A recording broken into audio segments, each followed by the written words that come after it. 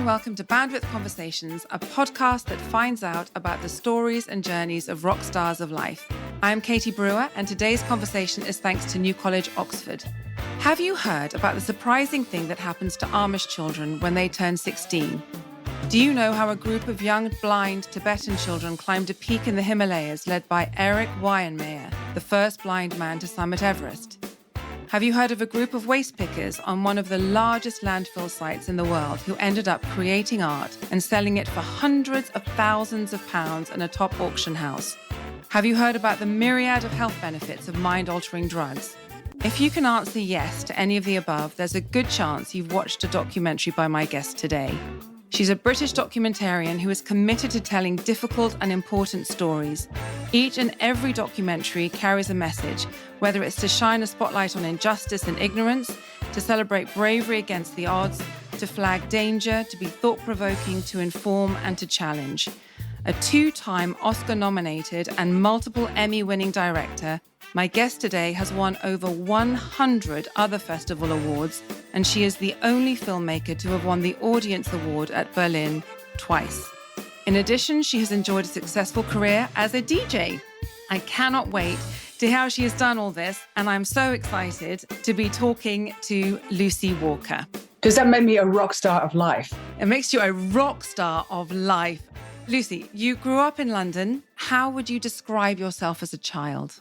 Oh, I was really interested in pretty much everything. And at school, I just really lapped it up and couldn't sort of understand why other people didn't enjoy learning as much as I did. And whether that was painting or geography or chemistry, there wasn't anything that I heard that I wasn't sort of fascinated with. So this was a little bit weird for my parents, I suppose. And I could never decide which subjects to do because I wanted to do all of them, including painting, but also play sports and also do all the things outside of school as well. So I was just a kind of curious in general kind of a kid. I couldn't even decide which A-levels to do. So I wound up studying for 6.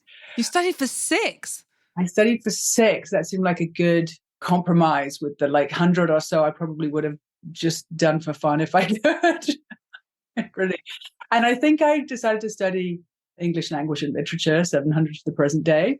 I think that's the official name of the course that I read at Oxford. I think I decided to study that because I had realized that effectively I could write about anything that was written in the English language between 700 and the present day, which included, for example, science or philosophy or psychology. So not just poetry, which I adored, or art theory or whatnot, but I really could feel very free to explore and that I wasn't sort of giving up too many of my avenues. I just didn't know what I wanted to do when I grew up. I just knew that I was passionate about exploring as much as I could. And why did you choose New College to read English? You know, it's so silly. I didn't know anything. I also probably studied English because I had a teacher at 14 who said you should study English at Oxford. And I always sort of wanted to go to Oxford because I always thought it was the coolest. I had a school pal whose dad taught at New College. And so he'd been to Oxford, which I didn't know anyone who'd been, even though I lived in London and it's 60 miles away. So I said, well, what college should I go to? And he said, well, my dad teaches at New College and it's got a nice garden and it's sort of central. And it's very good academically. We had the exam and the next thing you know, I got an exam and I got a place. So I got on the bus to Oxford and I landed in this town and you get off the bus right by the Bodleian Library, which is a spectacular library. Yeah, it is. And you see sort of the dreaming spires and you kind of land bang in the middle of this gorgeous, distinctive, the sandstone, the Gothic, the neo-Gothic, the Radcliffe camera, the round library. And my jaw dropped and I felt like I'd been just jetted into kind of fantasy land. And It looked visually like nowhere I'd ever been. It was a kind of crispy, magical day. I couldn't work the heater in the room, so I almost froze to death. I don't know how I was even like alive the next morning. They were really cold, those rooms then. Really cold, exactly. So quite austere. The whole thing seemed pretty adventuresome, but I got a place, so that was good. And I think it was a great college for me because I think it was, I had tremendous main professor in Tony Nuttall, who recently sadly passed, and who was just fantastic professor. There were some others. It was pretty hairy in other ways. It might be a little bit more pastoral or something these days. The first year was a little bizarre. Just student-wise or teaching-wise? Teaching-wise, I think there were 8 men and 4 women studying English at New College. And I felt like in the first year that I was sort of invisible and the professor wasn't very interested in me, maybe because I was female.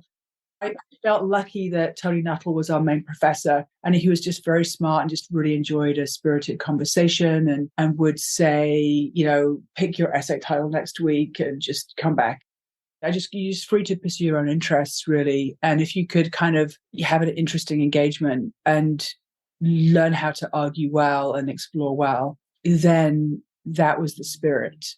He also had a rather hilarious and probably no longer supported by the by the culture sort of challenge to see how many glasses of sherry one dared to drink during the tutorial. The record, he'd remind us, was I think 7, which we didn't approach. But sherry tutorials were, served with sherry, and so that was sort of probably what they don't do these days, I imagine.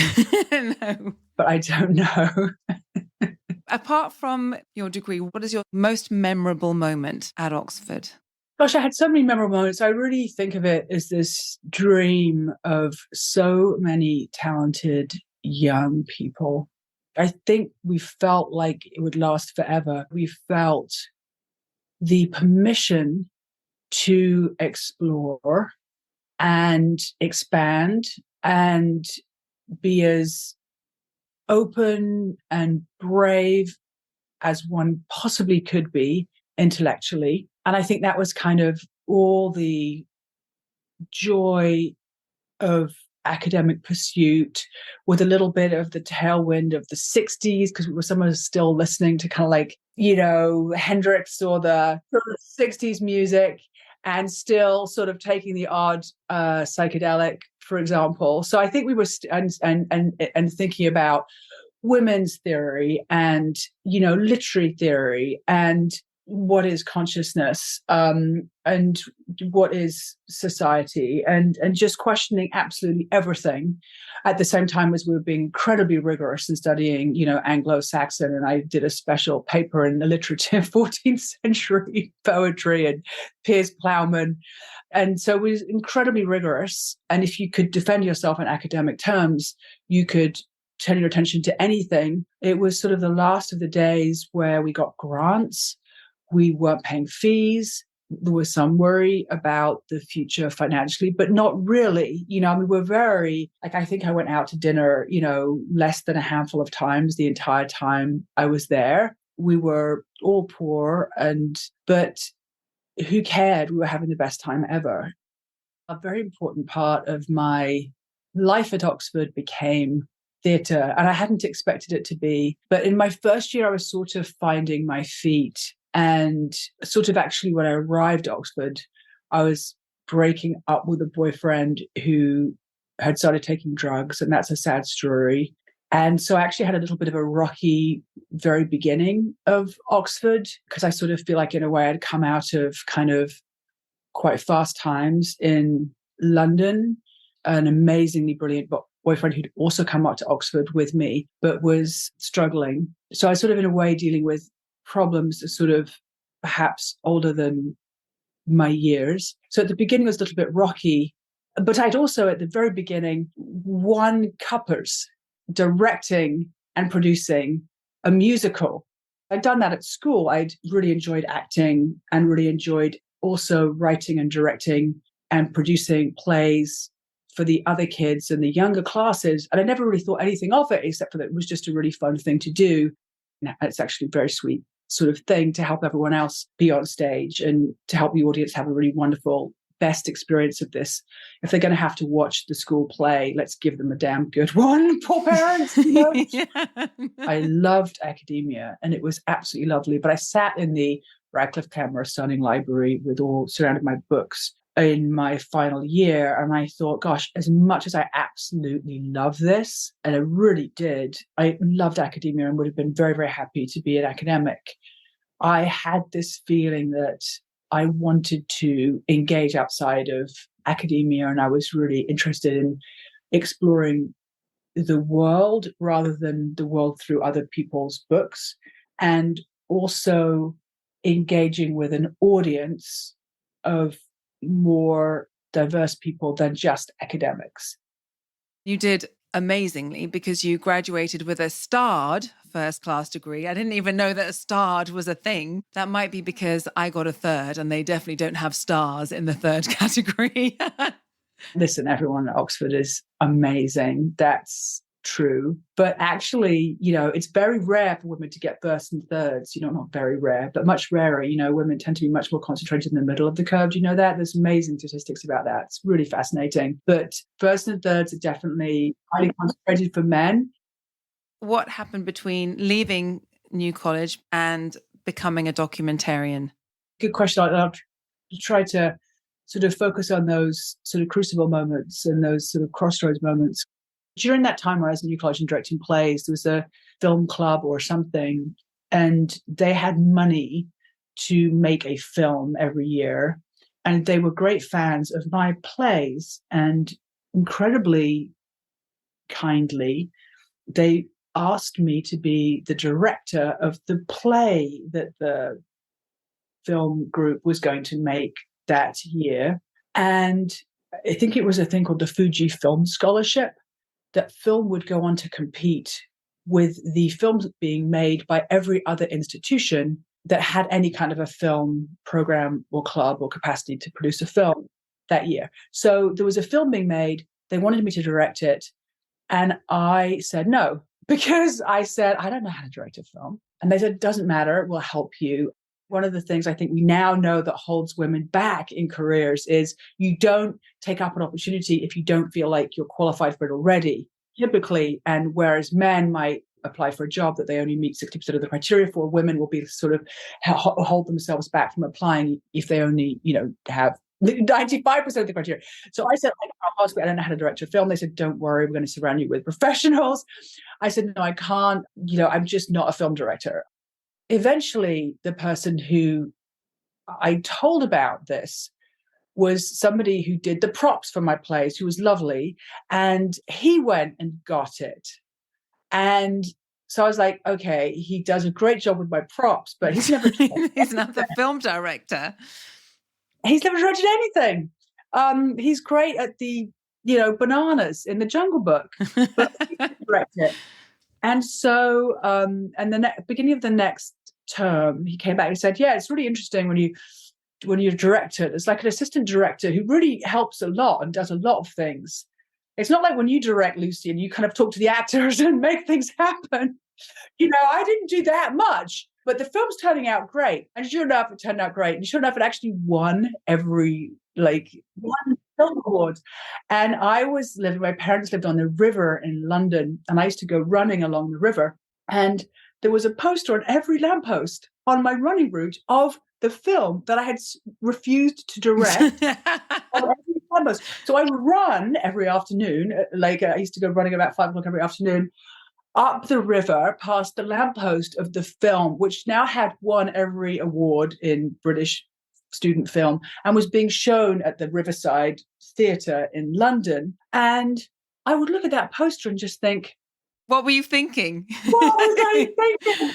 And I'm so happy for the wonderful director of that play, but I was so pissed off with myself. I was kicking myself so hard.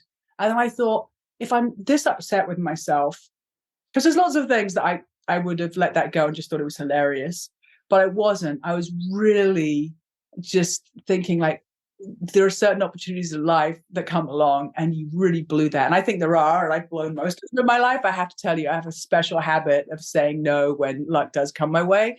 I mean, vociferously and with great conviction, refusing all the, wonderful shortcuts that I could possibly ever have taken. Yeah. So I thought, well, if I'm that annoyed, maybe it's because I'm interested in film. So I actually got an internship with a terrible, I'm making the worst television in the entire world, quite possibly, in Paris.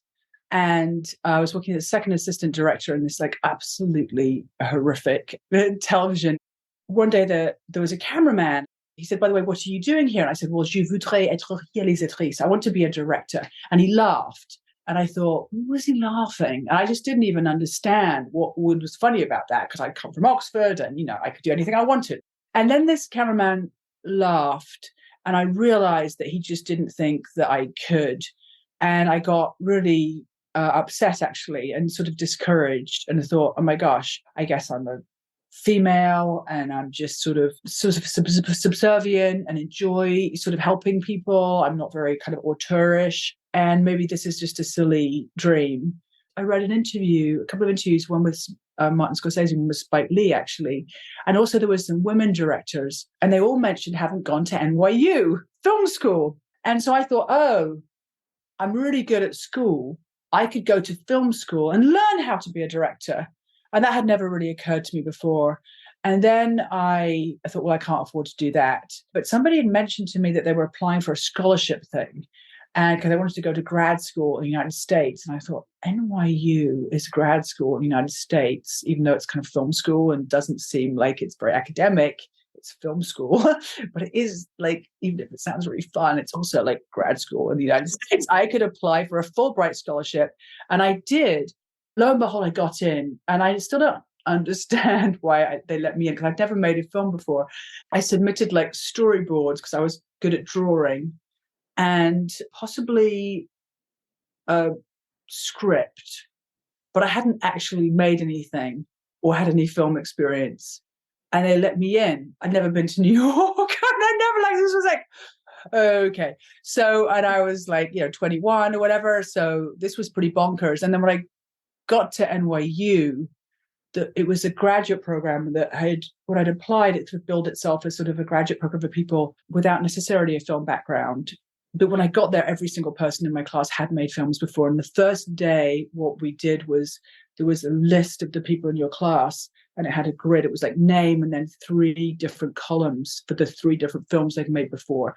And there were 35 of us, and my name was at the bottom. And then there were no film titles. And people said, well, you've left off the titles of your films. And I said, you've made films before?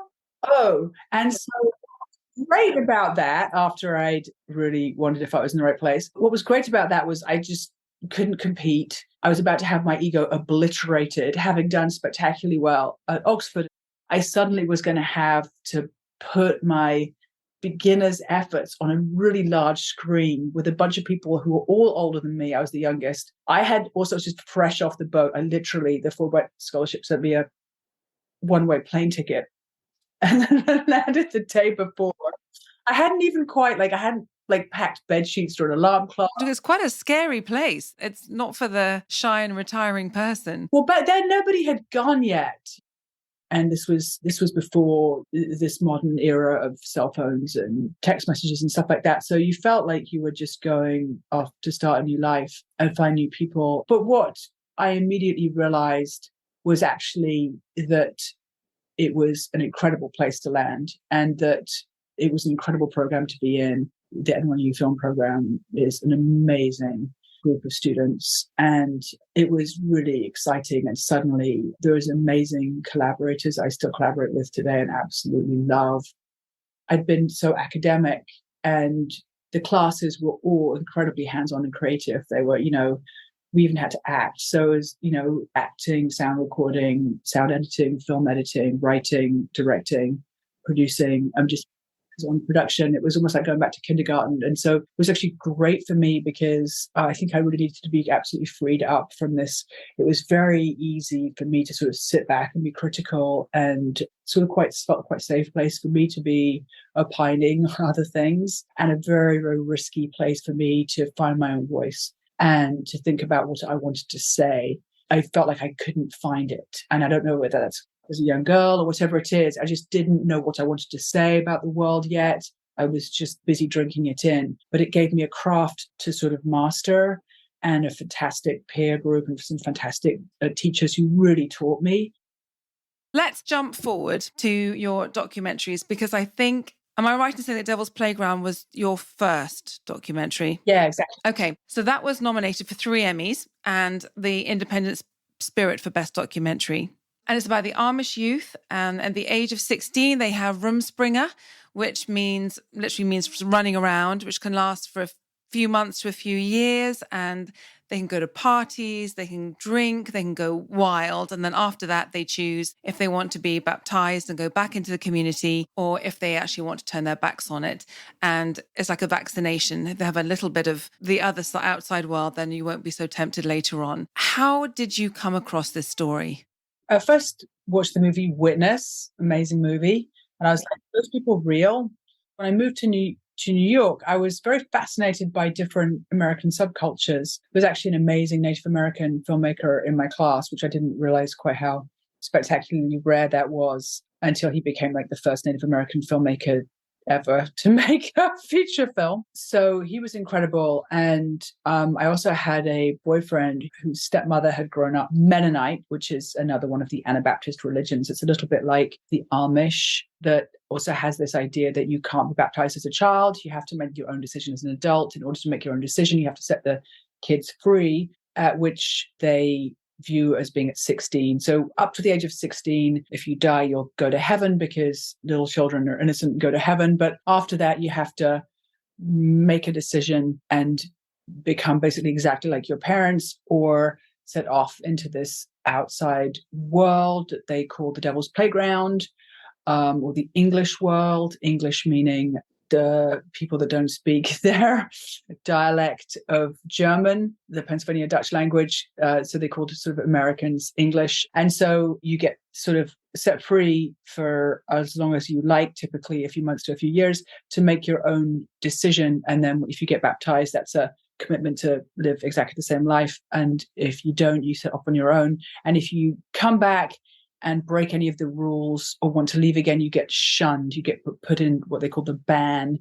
Or if you marry Harrison Ford, for example, you get shunned. So it's a very stark black and white version of, I think, what we all go through as young people, trying to find our feet and find our way and realize, figure out how far from the tree our apple is going to fall. So I was really fascinated when I heard about this from my boyfriend at the time, and thought, my gosh, like, what does American culture look like to these young people? And I was very aware growing up in the UK that we were really influenced by American culture, and so influenced, in fact, that I got on a plane and, went to film school at NYU, right? So I felt like, how are these people that are actually in this country, in the United States, how are they managing to avoid becoming sort of indoctrinated with American culture,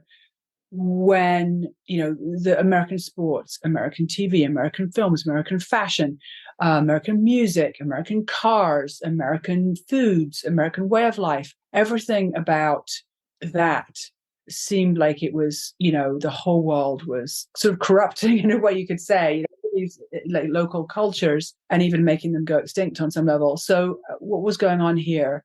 So I kind of found that question fascinating. So when I learned that the young people had a choice, you'd think, well, how then do they not choose everything American?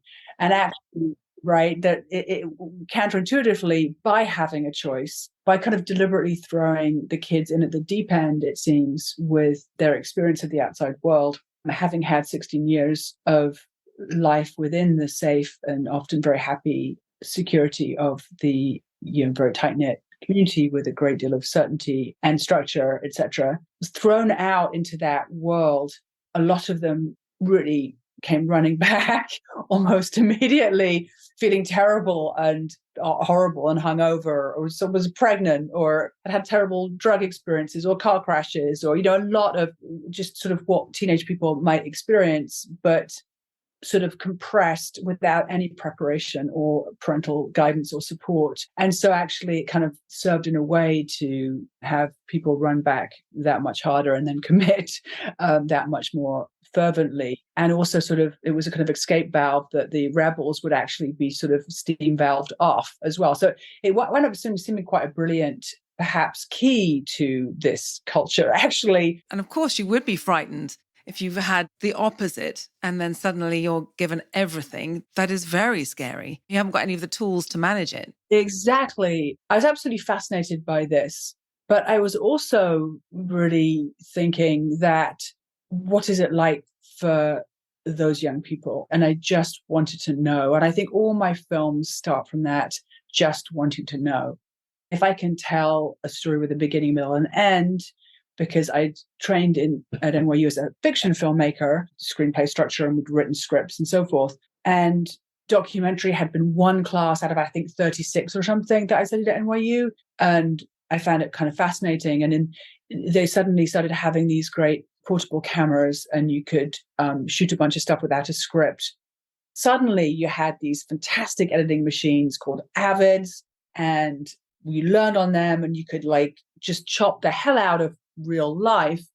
It was actually, for me, fascinating to sort of look at the world and say, oh, that's an interesting person. That's an interesting story. I'd like to know what's going on there. And I think the audience would too. And I've got the skills to put that together. And so it sort of was this moment where the equipment changed. So the medium, the message, I think that there's a moment, we've had these great different genres and media that have kind of risen in different ages according to the technology. Now, obviously, the explosion of technology, things have been changing so rapidly in recent years with how people, how we experience the world and what content we're consuming and all this kind of stuff. But I think that was the key to this moment of documentary that really happened in the century as I'd come out of film school. And so suddenly we had these portable cameras, and this Amish community had never really been filmed before. But these young people could be filmed if they weren't subject to the rules about not filming that everyone else in the community was. And I felt like if I could get in there and explore this Amish community, that people like me would be really fascinating, because it is really fascinating. It's so different. So different. And so much that's very appealing about it, even to our modern world. They don't go to school. The women don't work. They don't have birth control. They don't travel. I mean, all these things that you would think would be absolute anathema. But when I met them, there was so much happiness and joy and just an incredible beauty to the way of life and security. And there was so much love. And if people were having a problem in life, they'd be so surrounded by support and care. These rolling hills and this farmland and these beautiful, actually, their ways of doing agriculture are unbelievably sustainable and model, and the way that, they just had small businesses and people were really, really functioned well. It was really human scaled kind of community, and just a great many things I think that we as a culture really, really crave for and lack as human beings. And you can look at all these kind of diseases of despair in modern life. I was absolutely gripped by that opportunity. And of course, that was exactly the story, because these young people are weighing these two choices. They're looking, at the gas station, they're, in their cars, looking at these American people and thinking, well, do I want to do that? And living in trailers and watching TV and feeling like American teenagers. Do they want experimenting with that? Do they want that as a lifestyle? Or do they want to be back in a farmhouse with a bunch of kids and animals, but without the TV and in the stupid bowl haircut, in the same old trousers with braces, not fashionable attire, etc. But also on the other hand, the joy of not having fashionable attire, right? Yeah. But how did you get access? I hired my boyfriend, who became my ex-boyfriend, but I hired him and his stepmother's family. He had was very distant relative. But in Amish world, if you could just say, oh, Abner's great niece's sister's daughter's bishop is actually the, you know what I mean? If you could sort of that kind of within the community thing, they'd say, oh, come on in and have a cup of tea or whatever. Once you're inside, it was incredibly close and absolutely exquisite. I have really treasured memories of hanging out with Amish people who have fantastic jokes and dinner conversations and quality time. And so I really had that privilege. And with the young people, I think it was also about being a very slim team. What's great about film school was I could do anything. And I started out doing sound with my boyfriend doing camera. And then I went up doing camera and my other friend started doing sound, but there's only ever two of us at a time. So we're either Lucy and Dan or Lucy and Mandy. We were never a film team. We were always just like cool people asking them interesting questions, I suppose, and just really enjoying getting to know them. And it was just fun. Yeah, we'd have fun. They dressed me up as an Amish girl. We took photos. When we were going through the photos to figure out the still photos for the film, the publicist wanted to use these photos of me in an Amish dress. And I was like, well, actually, that's not an Amish person. It's actually me in the Amish dress. So, but we had like real fun like that. And so we just got invited along to the parties and we just sort of made friends. And I found this throughout my career that actually when you see people, when you take the trouble to actually see people and ask people how they're doing, and what's their life like and what's their experience like and what's going on with them and all these things that I really love to do genuinely, then not everybody, but some people will really actually enjoy sharing about themselves. And they'll sort of, there's a really profound and connecting level we have as human beings. I'm always going to get tears in my eyes because it's like the key to me loving what I do. There's a joy of sharing our experience and a hope, a prayer almost that other people in hearing our experience will relate, perhaps benefit from it. And sometimes when people are having a hard time, such a hard time that it's hard to even think what could possibly be anything redeeming or hopeful about it. And some of the people I filmed with in my career have just been in really, really challenging straits. Straits. I mean, being diagnosed with one of the scariest terminal diseases, in these just moments. And you nonetheless can find a level at which, and there's a kind of Buddhist theory of this as well, and I'm very interested in Buddhism, and I've always really thought about it in those terms, I suppose. But there's a way that they know that their suffering might be of benefit to others, that actually is sort of how we can relate, and also just a kind of joy of connecting around things in a really honest and authentic way. So I think that that's where you get to. And it's just a very genuine getting to know people, whether they're blind Tibetan teenagers who've grown up being like tied to beds and feared superstitiously that they've done something wrong in a previous life and therefore have been cursed with being blind. And so have just had really difficult lives, but actually just incredible young people and have found new Buddhists again about it, who actually think of them as, don't think of them in those superstitious terms and actually are given them great opportunities. And now they're getting to climb a mountain with you, and just unbelievably bright young people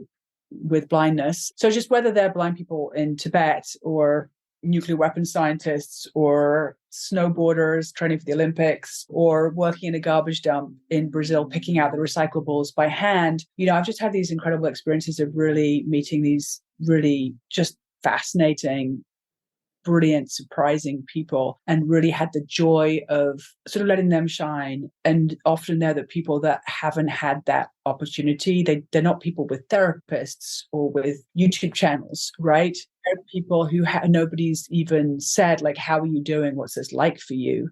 And they're people who would have loved if somebody they could have looked to would have an experience like them, because it would have helped them in all the ways. So that's the joy. So sort of very slowly getting to know people, being very distantly related by all kinds of connections with my ex-boyfriend's stepmother, and just sort of persistence, and also just the joy of it, because I was really enjoying making my first film.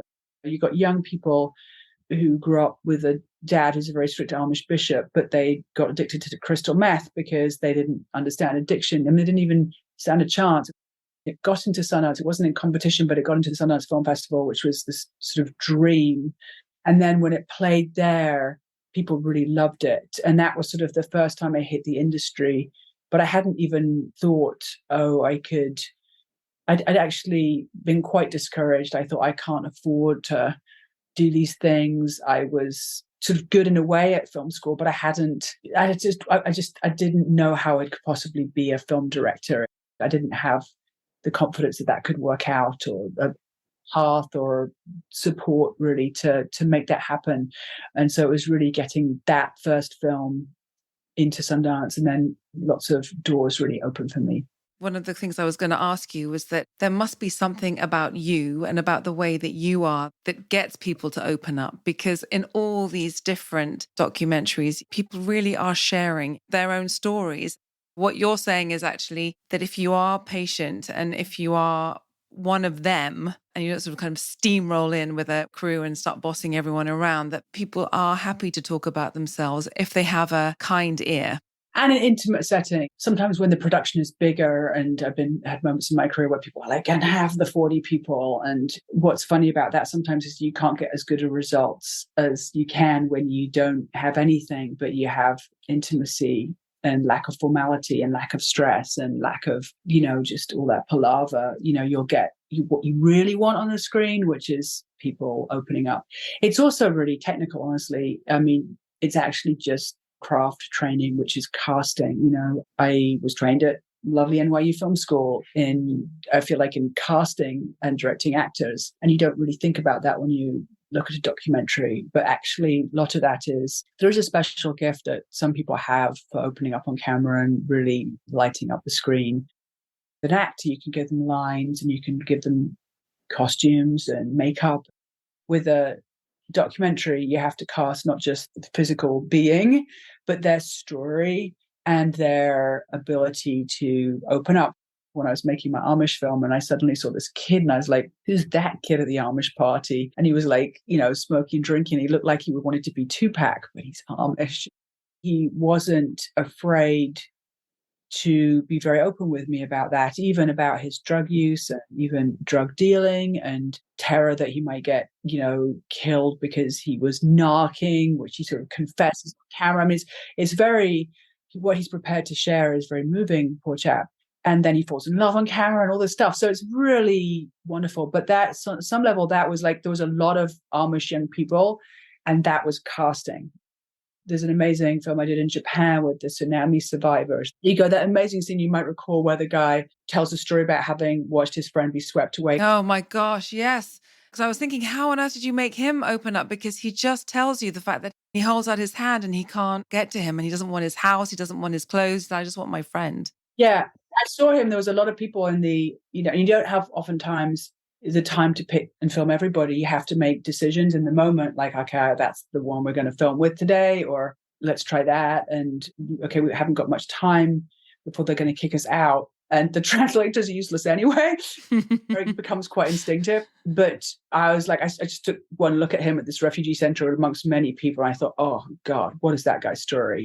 And then when we sat him down, I was like, okay, let's ask him that, and then ask him that again. It's a lot of craft, and it's a lot of instinct, and it's a lot of being able to be dropped in and I've done it in all kinds of languages, and I love learning languages, but sometimes I don't have any of the language. Well, let's talk about Blindside, because I particularly love that. I walked up to Amadablan Base Camp last year, and I turned right at Periche. But you guys would have continued on to Everest Base Camp and beyond. It's the story of Eric Weihenmayer, first blind man to summit Everest. It's the story of Subriya, the blind German lady who sets up this blind school in Tibet.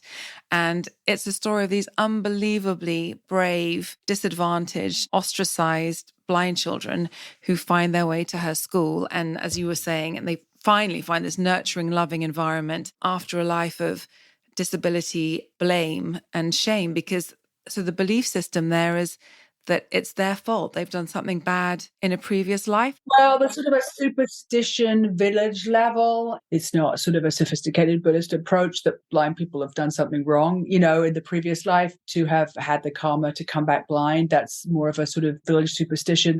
But unfortunately, it does mean that a lot of people with disabilities in Tibet and in the hardships of that have a really astonishingly tough time. But of course, actually, the more sophisticated view, I think I've mentioned is that actually there's a special opportunity for insight these people have, and which is what I observed. I mean, remember, there's this incredible moment where one of the kids says, "You know what the best thing about being blind is, Lucy?" And he's blind, but there's this expression on my face, and I'm thinking, like, oh my God, what is he going to tell me is the best thing? Blind. I'm talking to this blind 17-year-old with the most heartbreaking story, been like sold by his dad to some people that were going to like beat him up and make him beg for money because a blind kid was quite useful, sort of begging. So I said, tell me, what's the best thing about being blind? And he just gave me the most moving answer about, you see people's hearts. Anyway, it's so just have this moment where these kids were so smart and so insightful and so just brilliant and inspiring. And I loved that privilege of getting to know them. And how did it come about? Sabria is this extraordinary German woman, and she figured out that there was no Braille in Tibetan language. And so she invented it because that's what she did as a student in Germany. And then she rode around Tibet, traveling, and some of it on a horseback, because it's a very remote traveling area, because I think she'd written to offer her Tibetan Braille system to the Chinese government. The Chinese have claimed that Tibet is part of China. So she'd written to them and said, I've got this Tibetan Braille system. And they said, but we don't have blind people in Tibet. Actually, there's the highest per capita rate of blindness in Tibet because of the UV light at the altitude the whole country's up on. And also they cook with dung and rub their eyes and get terrible eye diseases, and there's no eye doctors, and it's the most very far-flung population. It's like strung out across the whole, like the Tibet is the size of Western Europe, incredibly remote. So very difficult medically. So a lot of blind people, definitely are blind people, but no blind school, no Braille, no support whatsoever. And so she rode around, found some blind kids, and there is 2 blind people in Tibet. And she set up a first school for the blind in Tibet, in the capital. And people started hearing, oh, there's a blind school, there's a place for kids who can't see. It was a beautiful school. If you want to really break my heart, I'll talk about how it's been closed by the Chinese government. Oh, no. Yes. So it no longer exists. Oh, gosh. Yeah. So that will make me cry. So, yeah. So this gorgeous boarding school where kids had unbelievable support and empowerment. And Sabria was this vision. And she said, so you're blind. So what? I'm blonde. And, let's talk about what we can do, not what we can't do. And when Eric Weinmeier, who's this extraordinary American guy, climbed Mount Everest, he was the first blind guy ever to do this. Everest is half in Tibet, half in Nepal, tallest mountain in the world. Very important spiritually to Tibetans. They call it Chunmalungma, Mother Goddess of the Universe, and sort of revere it. And when a blind person climbed on top of that, it was a great signal to Tibetan people. Well, these disabled people, these blind people could do that. It was really very impressive. And Sabria was so happy because she could tell her students about this, and the school had just opened. And they were so excited. They wrote him a letter and they said, your climbing Everest means everything to us. And the letter described what it was like in Lhasa. There's like holes in the pavement and they don't have blind sticks. And Eric got this letter. He's living in Colorado, got this letter and said, wow, I'm a privileged Westerner. I'm an American who grew up with a pushy, rich dad and is a white guy.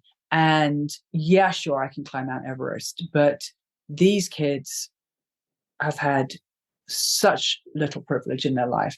But what would it be if they could show people in Tibet that they can also climb a mountain? So he went back to Tibet and to climb a mountain with them. And I was reached out to and said, well, is there a kind of a movie in this or something? And I was like, oh, yes. And here's exactly how we're going to do it. And I was first film. I was like, if he's going to do a training climb and meet them, we also need to film that. We need to film the first meeting and we need to go on the trip. We can't just have them talking about it afterwards, which is, I think, what the original idea had been. I was like, no, we need to go along and follow it and find out what happens because I want to know what's going to happen. I want to know who these kids are. And by the way, I want to go back to the villages that they came from to talk about how they'd grown up and meet their family and understand like what life was like for them. So you've got these incredible, like 6 blind kids, blind German woman with the school in Tibet, blind American guy who's climbed Mount Everest. And then we all go up this mountain that's kind of just next to Everest on the north side in Tibet. Trouble is, it's a really difficult mountain. And these kids are not as athletic as our blind American guy. And their teacher is also like, wait a second, I thought we were here to have a nice time and not like kill anybody on a really tall mountain next to Everest. So it became this kind of actual, like really challenging mountain expedition at very high altitude. Our mountain we're climbing was at 23,000 feet. Everest is 28. So, I mean, you're in the death zone. It's unbelievably, I mean, altitude illness starts at like by 10,000 feet or something, just you're way up there in the death zone. It's awful. Our doctor almost died, and that was like further down. I mean, it was really a challenging climb. And also, you are working, you're responsible for the children, you're responsible for the crew. But I think it was really clever that you showed the different perspectives. Sabriye, she just wanted them to be safe, and Eric wanted them to achieve something. Do you have to bite your tongue, or do you actually just kind of go in and have an opinion as well? Oh, yeah, no, it's so difficult. And I was, young and desperate trying to keep up because I'm not a mountaineer either. I was like, there's a joke about whatever Fred's doing, Ginger's doing backwards in high heels. I'm like... Well, and you had a broken leg at one point, and you had amoebic dysentery, giardia, head lice, altitude sickness. Oh, yeah, no, it was a party for sure. I just fell in love with Tibet, and it was an incredible experience. And the challenge is, it's just kind of very ninja thing, making a documentary, because you have to sort of figure out and understand what's going on in the moment, and also capture it with the equipment that you have in order for you to convey it later, gather the material to then take to the edit so that you can put it all together and tell the story to the audience. But it's not always clear in a moment of real life, like what's actually happening with that climb. Of course, the original story would be that it would be just this happy, yay, amazing experience, right? We're going to climb this mountain. Everyone's going to be singing songs and standing on top. That's a nice movie. I mean, it could have been a little bit of a boring movie if that's what had happened. Obviously, that was my sort of fear on some level. But actually, also, I knew that it was quite difficult. So there's going to be these challenges, and the lives of the kids were certainly so difficult. There was going to be some sort of drama, challenge, and conflict, sometimes not in a kind of cheesy reality, like let's make them argue kind of a way, but you need some, there's got to be some story there, something to overcome or whatnot. So what I really learned on that film, I think, was to trust that life is the best writer. What you were seeing was a bunch of your blind heroes like having terrible arguments about what the hell we were doing there anyway, and crying kids, and the whole thing is sort of falling apart. And then you realize, oh, we don't have to hide that and make the official version. That is the story that you've got this kind of culture clash. What is it to climb a mountain? What is it to help people with disabilities? Do you want to make a grand statement like standing on top, or is it better just to sort of support people in a more less challenging context?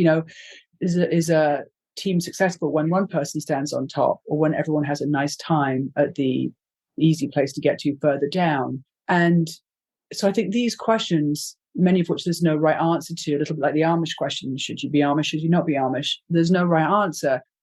Watching people wrestle and find their own paths in life is what we're doing here. So that was a situation where I really thought, boy, life is the best writer when you just let it be.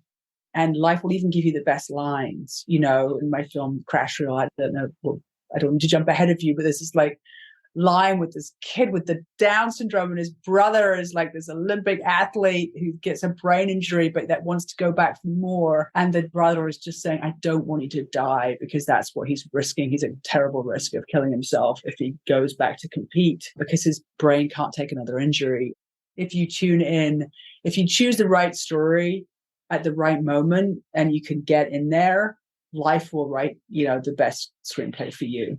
And that was an amazing moment when David said how upset he was that he has Down syndrome, and used that as, his argument for, what is Kevin, this Olympic guy who's had this terrible accident and then wants to go right back, having put his family through hell, and do it again. Arguably one of the most important moments in the whole film, I felt. Oh, absolutely. Yeah. And again, talk about somebody that hasn't felt seen often in life, right? This amazing young man who has Down syndrome and is so eloquent, so self-aware, and such a story to share. And you sit him down and you ask him about his life. and he tells you, and it's electrifying. And the privilege for an audience of getting to hear that, so powerful. My job lets me sit down for hours and ask somebody like with Down syndrome about their life, or ask someone in a garbage dump in Brazil about, what that's like to be living and working in a garbage dump, pulling out stuff by hand. That you can't sort of buy those experiences in life. I've had this incredible privilege of meeting these people and being able to actually really, for all that I'm doing all the talking today, normally I'm the one shutting up and asking all the questions, and I'm the one that's like the dull side and reflecting them. I'm kind of creating a window that people can actually see people that they don't actually get to see generally in their own world. And that's what I'm really doing. And well, Wasteland is, that was the Brazilian artist Vic Muniz, and he travels to one of the world's largest landfill sites, Jardim Gramacho, outside Rio de Janeiro, and he collaborates with a group of these waste pickers whose lives were, to my mind, as desperate as can be in the conditions they live and work in. And he then makes portraits of those pickers out of recyclable waste. Well, actually, they do it under his direction. And I don't normally get modern art, but I thought it was spectacular. And for you, I'm going to make sure I get this right, the film premiered at the 2010 Sundance Film Festival and went on to be nominated for the Academy Award for Best Documentary Feature. It won over 50 other film awards, including the International Documentary Association's Best Documentary Award, which was handed to you, its director, inside a garbage bag. Wow. Yeah. But most of all, I think what I was really proud of was that for the film, for everyone involved in that film, was a real joyride, and that everyone in the film really benefited. And what I'm really proud about, honestly, is that idea for the whole project. I didn't just make the film. Actually, the whole project had been my idea. I met the artist, been introduced to the artist with a totally different idea. Like, he had a slideshow about the history of art. I thought that wouldn't make a very good documentary, but I like the artist, and I was sort of excited to go meet him. I went to meet him, and we hit it off, and I thought there's something really here about how he plays with scale that I thought was really cinematic, because he'll make these portraits, but by arranging different things and then shooting them from 3 floors up with a special camera or something, and just really plays or makes art out of surprising materials like diamonds or peanut butter. And he also had a real great gift for collaborating with non-artists and kind of getting non-artists sort of excited. And so the conversation continued, and had the luxury of a producer saying, why don't you go to just hang out in the studio and keep chatting? And as I kept chatting, I kept thinking, like, what would make a good film? What would make a good film? And I just made my Everest film. And I thought, well, what if we did a really challenging art project that was kind of like the climbing Everest of art projects? And what if it was collaborating with some non-artists? He's from Brazil, grew up incredibly poor. Now he's really rich and living in New York City. But there's something about his moment in life and reflecting on having grown up really poor that would mean going back there now that he's this famous artist. And actually, garbage is a really interesting medium. I'd gone, because I'm interested in everything, to this seminar about garbage when I was at film school. I was teaching it. And I visited a landfill, and I'd found this landfill really fascinating, because I had this moment standing on a landfill in New York City where I'd realized that everything I'd ever thrown away and like tried to make vanish by just chucking it out into the garbage had actually not vanished at all. It had been carried by, hardworking people to a place called a landfill, and then had to be dealt with, and was going to live forever in this big pile of stuff with gas coming out of it and having to be sort of taken care of with these big trucks. And you suddenly think, oh my God, I've been this pig sort of putting things in bags and expecting the world to make them vanish all this time. Whoa. And also just what fascinating material and what fascinating place. So I'd always had a mental note, landfills are really good locations. I was meant to use one for my film school homework. And so suddenly I was like, guys use unusual material. He once did something in dust. What if he did something in garbage? Are there in certain countries these people that go through the garbage and work in the garbage dumps? Do they have them in Brazil? And so the whole thing, it just became this why don't you do this project with them and make one of your portraits in collaboration with them? And that'll really test you and give you an opportunity to collaborate with people and give us something to film. that would be I want to know what happens. Oh, and then you can give them the pieces, sell them for a huge amount of money, give the money back to them and see what they're going to do with it, because that's a beginning, middle, and end. And so that was my light bulb moment. And after that, it was funny because the artist and the producers were like, kept talking about different ideas. I'm like, that idea though, that's a really good idea. Like, we should do that one. And they're like, well, what if we, and I'm like, no. That one, that's my best idea ever. And so then again, sure enough, we filmed the beginning. We tried to get some money. That's a whole other funny story because it was like a garbage documentary in Portuguese, and we kind of got laughed at. But then we got laughed at to the extent that there's actually that old film, the producers, it's so hopeless that suddenly we've got this like tax write-off money in Brazil for totally hopeless social impact projects that have no chance whatsoever of succeeding. And we qualified it because we were so useless. And that's how we financed the movie. When I got to go to Brazil, I thought, wow, it's an even better idea than I'd even anticipated on two levels. Firstly, Brazil, and I think as our culture is becoming more like that in the US and the UK as well, was very polarized. There's very rich people and very poor people. And so I think that idea of like art, so ridiculously valuable, and garbage, so ridiculously unvaluable in the way that we see things. And secondly, the thing that makes the film what it is the people, because what I hadn't quite bargained on was how unbelievably spectacular those people would be. You can, they might have mental health issues, would be quite difficult or challenging. And actually the reverse was true. I mean, we just found the most charming, inspiring, beautiful people who even just their dress style. And the first way, because I went there way before the artist himself went there, because I had to scout it out and figure out how I was going to shoot it when he did show up. So I was there the first day, and the first day, this old guy called Walter, who cycled down, and he flashed me this peace sign, this big run, and he had like little trinkets from the garbage on his bike, and it was so gorgeous. And I was like, fell in love with this guy. And he has these like environmental slogans, and he says 99 is not 100. Every single thing that we do matters. And the joy and pride with which he took his really difficult job, like in the rainstorm with like dead bodies and needles and diseases, and it's really lot of like stuff. And the way that he approached that as an environmental steward, he was rescuing recyclables that could be used from not being used and saving the planet like one tin can at a time. And he is my hero. And I saw him that day and I thought, oh my God, this is going to be a really, really good film. And I got back to the hotel and called up the producers like, oh my God, this film is going to be really good. It was because of them. No, well, it was. So Lucy, having worked so intensely and meeting those incredible people, I mean, they were so eloquent. And I love that man because he was the steward for the planet. I mean, he was doing such an important job under such awful conditions and living in such poverty as well. How do you then reintegrate yourself, having inhabited that world, back into sort of LA first world life? Yeah, I kind of call it sort of social whiplash.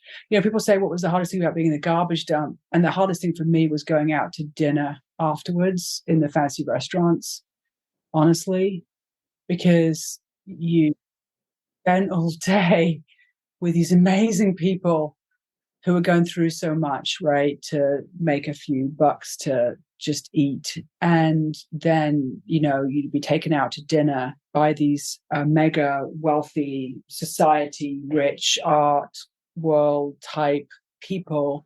And the people who are sort of involved in the film and the artist himself, they were just so wealthy. I sort of felt like I was always sort of in the middle of those extremes.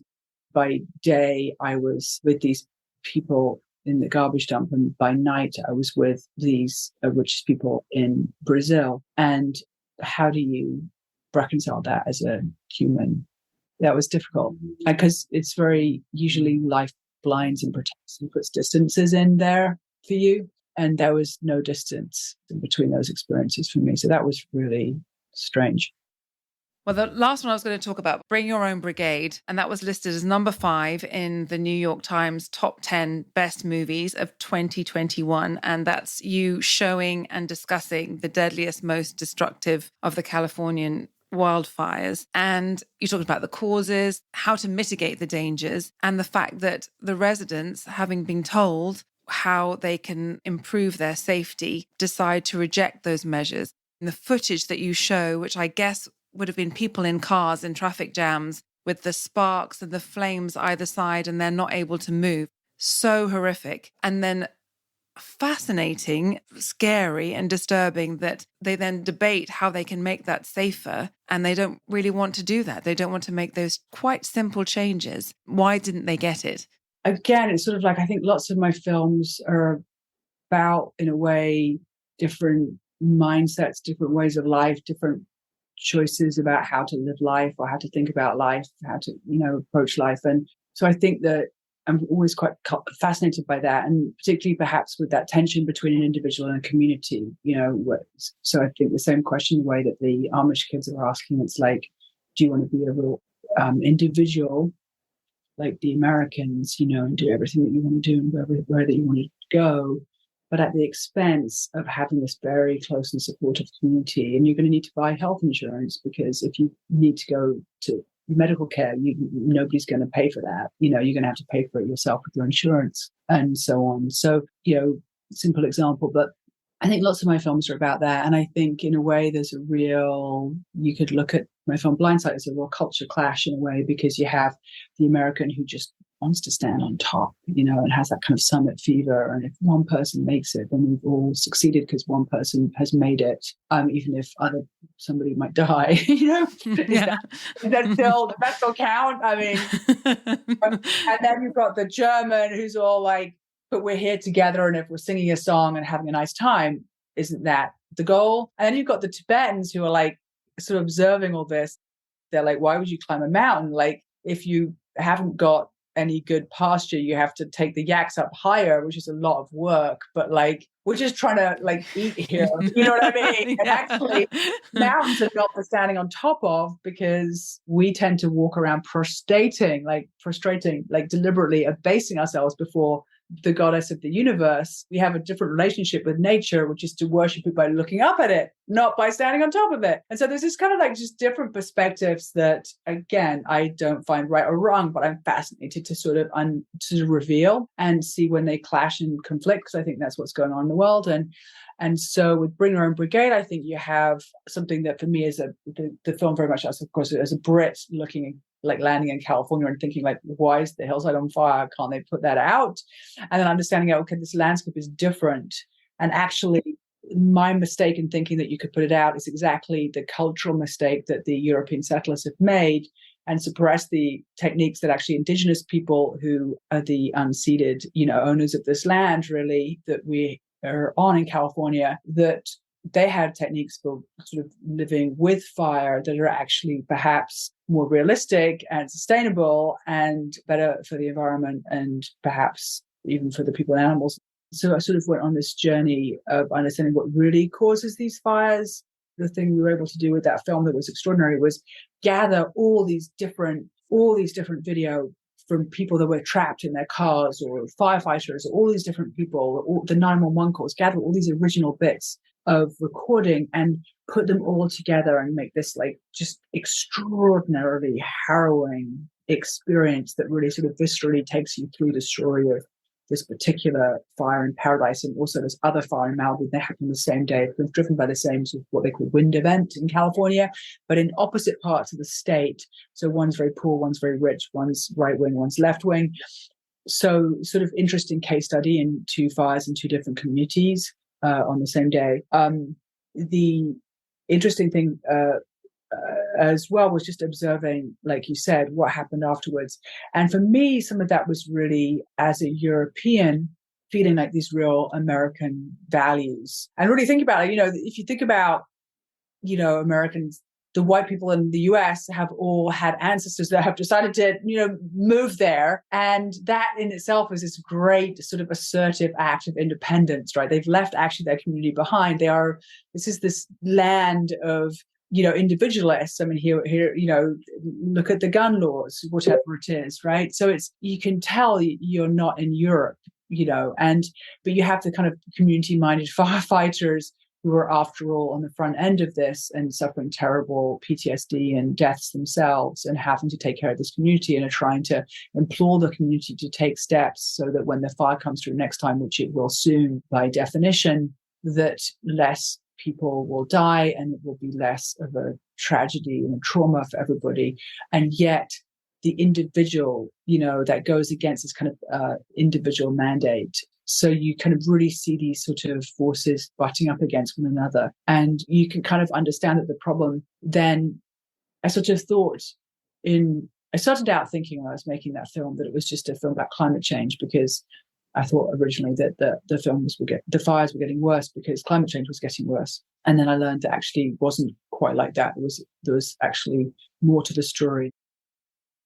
And so something like climate change, you just see how difficult it is for us as a community to come together to solve a complex problem. And I think that's what we're seeing with climate change, isn't it? In the world, it's just tragically hard for us to get together as a kind of big community. And you see the forces of individualism really at odds with some of the things that might help an individual actually. And so that how do you live? How do you weigh the benefits of being, an individual with your own illusion of agency versus living in a society, and how different places have squared that. So it becomes really about that, which I think was a fascinating journey to go on that wasn't really ultimately about fire even. Everything you work on is profound. And I've had such an amazing time watching. You've educated me on so many things I had no clue about. Having all those different experiences, how has that changed your perspectives on life? In a funny way, it's all grounded in Buddhism. I got to go to Thailand and learn to meditate when I was about 20. And on some level, there's a very simplicity about that Theravadan Buddhism, and there's a simplicity to that approach I bring to everything. And so on some level, in a funny way, it's just a practice of mine that I kind of see as part of a Buddhist practice. It's just making these films and hoping that people get to see each other through them, and definitely feeling lucky that I can get paid to do that while also having the kind of joy of trying to be, a creative artist, but one that's getting to study life. I'm still learning. I'm still asking questions. I still don't know any answers. I'm still learning more and more about my own self along the way. So I don't know. That's all you can ask for, really, isn't it? That's what I'm doing. Life is, the way that we've constructed the world is to build these artificial walls. So the great privilege is to trespass, and sort of explore freshly, Aspiring filmmakers, if you could tell them one thing, what would it be? Follow what you're interested in, because, when I was in film school, I was so hopeless, having been like the youngest and least experienced in my class. I was so useless that I gave myself permission to do whatever I was interested in, even if it absolutely made no sense at the time. Like I took a animation course with the undergraduates, even though I was a graduate, and people thought I was crackers to mix with those young people who were actually like 6 months younger than me, or even sometimes actually much older than me. I took the documentary class when it came up. So I just thought, I like that sound of that. And so I just followed became a DJ. And, I followed what was curious. So often in life, you think the things that are fun and automatically, naturally, you're intrinsically motivated to pursue are not the things that you, quote, should pursue. And over again in my life and career, I found that the things that I've just been intrinsically interested in have been the things that actually have wound up to be the most useful for my career as well. Odd things, like I was passionate about cherry blossoms, so I didn't expect to get nominated for another Oscar, which I did for that, a particular oddball hobby of mine. Indulge your oddball hobbies and pursue your curiosities and passions, with all the pleasure and intensity, that you can. And who knows, that could be the most interesting career of all, especially in this fast-paced world, right? Because film is the medium's changing so quickly that, and I think all creative work is best done from a place of intrinsic motivation. It's impossible to sort of fake the degree of passion you need to do a good job. And these things just require such attention and love. You're not going to be able to do it unless you're actually sort of in love with what you're doing. Fantastic advice. Alfred Hitchcock once said, in films, director is God. In documentaries, God is the director. And in every documentary I've seen of yours, I have learnt so much. So thank you for the opportunity. And on behalf of New College and me, thank you so much for talking me through some of those stories today. It's been such a treat. Thank you. The treat is all mine. And New College gave me so much. And that's a very special group of students and teachers and just opportunity of life that really got me here. And I think the confidence, the intellectual confidence that that place gave me, and that my great grade actually gave me to take on anything and to talk to anybody, has been everything in my life. But in addition to the sort of practical steps of like the plays and, studying literature and directing plays sort of on a practical level set me up. But I think deeper than that, it was the joy of the learning, the joy of the arts, the permission to have verve and an independent inquiry and to make what I was making with conviction, to land, to try something original and to land it, and to trust that there was value to that as a pure engagement with the world. Nobody in my family had been to college before my sister and I at university. So I didn't have that outside of my own education. I wasn't getting that from anywhere else. I got that through my own education, So I really feel like I absolutely owe everything to that opportunity to study, honestly, at Oxford. It's been everything in my life. Well, and I think what you were saying earlier about be limitless. I just keep on trying. That's the other thing is like, I remember I came out of film school, I'm like, oh my God, how am I going to eat? Just keep on trying something like even a stop clock is right twice a day. I'm just going to try everything and something's going to stick. That sort of approach has got me here. Thank you so much, Lucy. You've been listening to Bandwidth Conversations. Thanks to Anna B., Head of Marketing, to Matthew Passy and all at the podcast consultant, to Bagawire for the music, to the Money Maze podcast. Thank you for listening. Any feedback, please email me, katie@bandwidthconversations.com. Please sign up on our website, www.bandwidthconversations.com, so we can notify you about new podcast releases. We hope to see you again soon.